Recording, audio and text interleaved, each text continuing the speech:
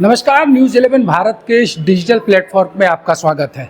आज झारखंड कांग्रेस के इंचार्ज के राजू के झारखंड आने का जो शेड्यूल है वो फिर से जारी किया गया है। 4 दिनों के दौरे पर झारखंड कांग्रेस के इंचार्ज सोमवार को रांची पहुंचेंगे और 20, 21, 22, 23 ये 4 दिनों तक वो झारखंड में रहेंगे। हालांकि 23 की सुबह वो रांची से दिल्ली उड़ जाएंगे, लेकिन अगर उनके 3 दिन के शेड्यूल को आप देखें तो जिस तरीके से ये शेड्यूल तैयार किया गया है, इसमें कुल 11 कार्यक्रमों में झारखंड कांग्रेस के इंचार्ज को पार्टिसिपेट करना है और सारे के सारे जो 11 कार्यक्रम है वो एसआईआर को पार्टी ने एक तरीके से कहा जाए तो प्रभारी के कार्यक्रम को सिर्फ और सिर्फ एसआईआर के लिए तैयार किया है। तो यहाँ पर एक बड़ा सवाल उठता है कि जिस एसआईआर को लेकर कांग्रेस पिछले 1 साल से मेहनत कर रही थी, उसी एसआईआर की प्रक्रियाएं जब अब झारखंड में चल रही है, तो ऐसे में क्या झारखंड कांग्रेस के इंचार्ज ने कांग्रेस को एसआईआर के आगे नतमस्तक करा दिया है? क्या झारखंड में कांग्रेस के पास एसआईआर को छोड़कर कोई दूसरा काम नहीं है? क्या झारखंड कांग्रेस के प्रभारी कांग्रेस को एसआईआर की एक अनुषंगिक इकाई बनाकर छोड़ना चाहते हैं? क्या कांग्रेस एसआईआर के आगे या एसआईआर के पीछे सब कुछ भूल चुकी है? क्या कांग्रेस का संगठन अपने सांगठनिक कार्यों से ज़्यादा सिर्फ और सिर्फ एसआईआर पर फोकस कर रहा है? ये सवाल इसलिए भी उठ रहे हैं क्योंकि अब तक एसआईआर की जो प्रक्रियाएं चली हैं, जिसके तहत 30 तारीख को और उसके बाद 11 तारीख को जो बूथ पर बीएलए और बीएलओ की बैठक हुई थी, उसमें अगर हम सिर्फ एक राजनीतिक दल के तौर पर कांग्रेस को ले ले तो पूरे राज्य के लगभग 30,000 बूथों में 60 से 70% बूथ ऐसे थे जहां कांग्रेस के बीएलए नदारद थे। बड़ा सवाल इसलिए भी कि क्या झारखंड कांग्रेस के इंचार्ज के राजू के सामने एसआईआर के अलावा कुछ और चीज़ नज़र नहीं आ रहा है? क्या उन्हें ये चीज़ें नहीं दिख रही है कि संगठन को मजबूत करने के लिए महत्वपूर्ण कवायदे जो हैं वो कब होंगी?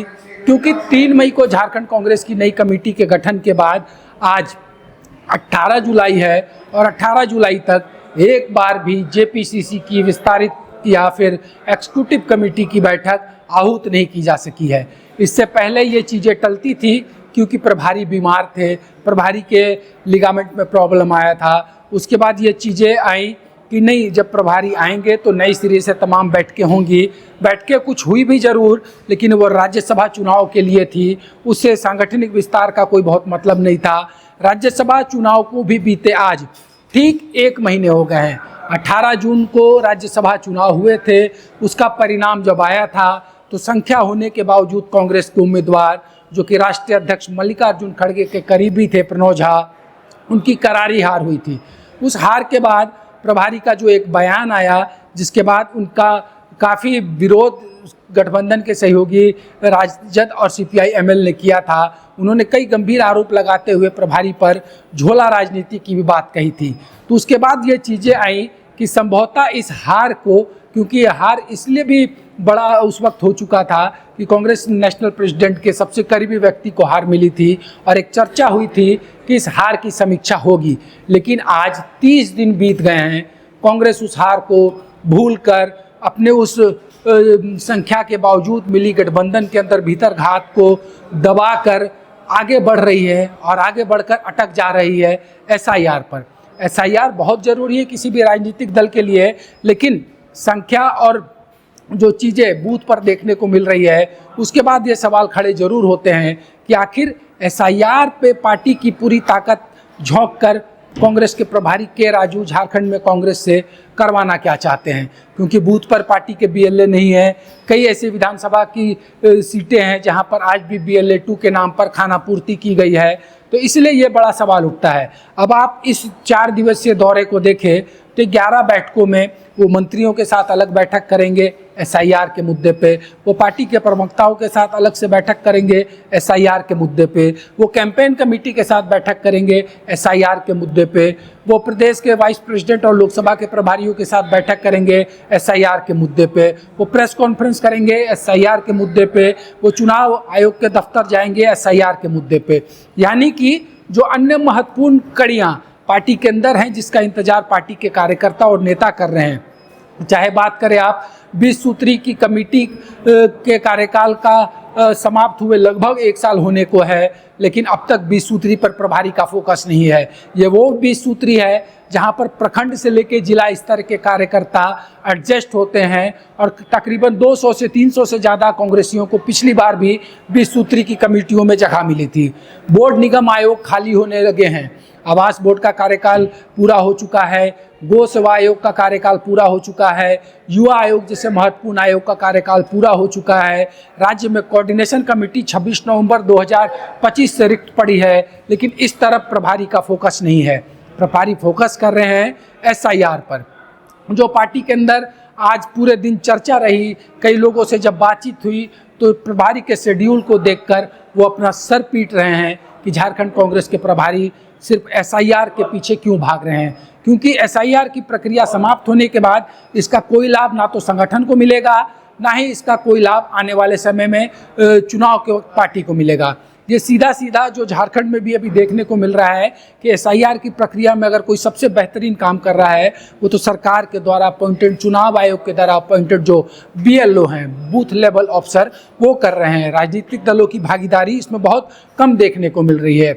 और जो सबसे बड़ा सवाल प्रभारी के इस दौरे में भी खड़ा हो रहा है कि क्या राज्यसभा चुनाव के बाद जिस तरीके से जो कवायद हुई थी, प्रभारी के आरोप के बाद राजद और माले के द्वारा पलटवार किए जाने के बाद जिस तरीके से अदमने ढंग से विधायकों को कांग्रेस भवन में बुलाया गया, उनकी गवाही कराई गई कि कांग्रेस के विधायकों ने कांग्रेस को वोट किया है, इससे भी विधायकों के अंदर एक बड़ी नाराजगी रही है।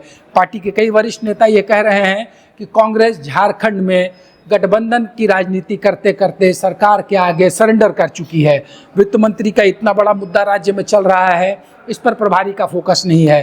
राज्य में गठबंधन में रहने के बावजूद, संख्या होने के बावजूद प्रणव झा चुनाव हार जाते हैं, लेकिन इस पर प्रभारी फोकस नहीं कर पाते हैं कि हारे क्यों, किसने धोखा दिया, और धोखा दिया तो इसके बाद आगे क्या कुछ होगा, इस पर के राजू को बिल्कुल मतलब नहीं है। जो ताज़ा जानकारी मिल रही है कि राज्यसभा चुनाव के दिन राजद और CPI-ML पर प्रभारी ने जो बयान दिया था कि इन लोगों ने कांग्रेस उम्मीदवार को वोट नहीं दिया था, उसके बाद दिल्ली में केंद्रीय नेतृत्व ने के राजू को खरी खोटी भी सुनाई।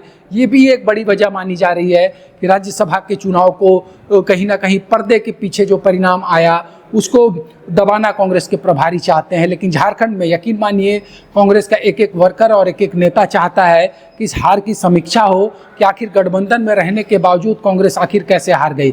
लेकिन यहाँ पर प्रभारी की चिंता बिल्कुल नदारद है। और बीते दिनों कई ऐसी चीज़ें भी झारखंड में हुई, जब पिछली बार प्रभारी आए थे तो सभी कांग्रेसी टकटकी लगा बैठे थे कि शायद उस दौरे में वो प्रभारी राज्यसभा के हार की समीक्षा करेंगे, अन्य महत्वपूर्ण विषयों पर मुख्यमंत्री से मिलकर बात करेंगे, लेकिन ऐसा नहीं हुआ। और उस वक्त भी एक छीछा लेदर की स्थिति पार्टी की हो गई जब के राजू बड़का गांव चले गए, जहां तो ना प्रदेश अध्यक्ष की तस्वीर थी, ना प्रदेश अध्यक्ष को उस कार्यक्रम में बुलाया गया था। और वहां जाने के बाद संभवतः के राजू ने यहां तक कह दिया है कि जब तक वो प्रभारी रहेंगे तो योगेंद्र साहू के परिवार के किसी को टिकट भी झारखंड से विधानसभा या लोकसभा का नहीं लेने देंगे। तो इस बार भी इंतजार लोगों का था कि प्रभारी आएंगे तो कुछ सार्थक चीज़ें उनके द्वारा पहल की जाएगी, सांगठनिक मजबूती के साथ साथ गठबंधन की राजनीति को लेकर। लेकिन उनका शेड्यूल कांग्रेसियों को निराश कर रहा है। कांग्रेसी अनमने ढंग से, बंद जुबान से, बंद कमरे में ये कह रहे हैं कि जल्द से जल्द ऐसे झारखंड कांग्रेस के इंचार्ज की छुट्टी होनी चाहिए, इनके जगह कोई नया प्रभारी आएगा तो ही झारखंड में कांग्रेस गति से आगे बढ़ पाएगी और एक जो निराशा का भाव कांग्रेस के कार्यकर्ताओं के अंदर है वो दूर हो पाएगा। लगातार कांग्रेसी ये शिकायत कर रहे हैं कि ऐसे प्रभारी से झारखंड कांग्रेस को भगवान बचाए।